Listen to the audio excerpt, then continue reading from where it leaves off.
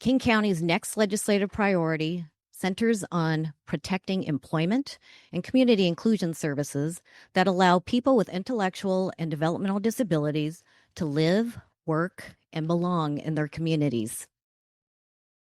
We know that meaningful employment and community connections lead to better health, stronger relationships, and greater independence. We also know that investing in these services strengthens families, communities, and Washington's workforce. Yet, provider capacity challenges tied to underfunded rates and workforce shortages continue to limit access to these services. King County is asking the legislature to maintain and protect funding for employment and community inclusion services and ensure that home and community-based services waivers remain available for all students transitioning out of high school.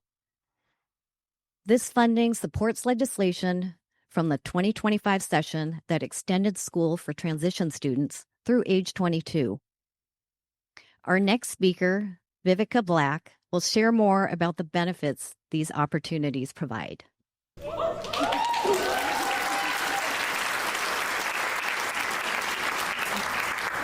Good evening, legislators, honored guests, and community members. My name is Vivica Black. I live in the 30th District. I'm really happy to be here today to share a little about my journey.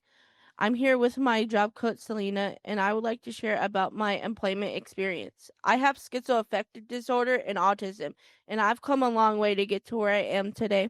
I work for the Federal Way School District Services team. Every day, I help prepare breakfast, lunch for students all across the district. It feels so good to know that what I do helps kids have the energy they need to learn and grow.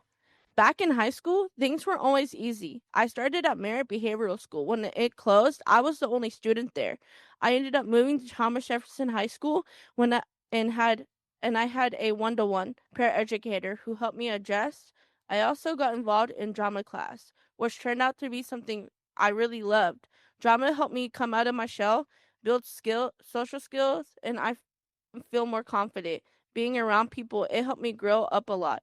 After high school, I joined the Achieve program. That was a big turning point for me. The Achieve programs, I started studying early childhood and development education.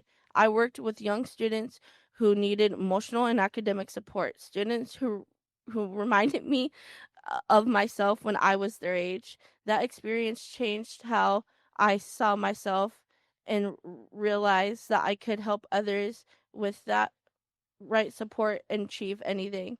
Later, I started working with a employment provider, and that's when I started to find my place in the world of my work.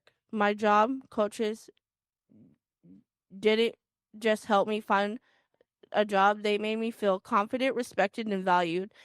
They supported me when I needed help with my mental health and showed me how to communicate better with my coworkers. When I worked at Burlington Coat Factory, I got to help train some of my coworkers who also have uh, like the same disabilities that I do, and that made me feel proud. I like to come full circle. Now in with nutrition services, I'm part of a great team and I love what I do. I feel independent, confident, and respected, and I know I wouldn't be here today if it without the Achieve program and my employment provider. They provided me tools and the support I need to grow, to work, and to live my best life. That's why these programs are so important. School to work, mental health support, job coaches, and accommodations don't just help people like me. They help all of us build a more stronger, inclusive community. With the right support, people with disabilities can succeed, contribute, and thrive. And I'm living proof of that. Thank you.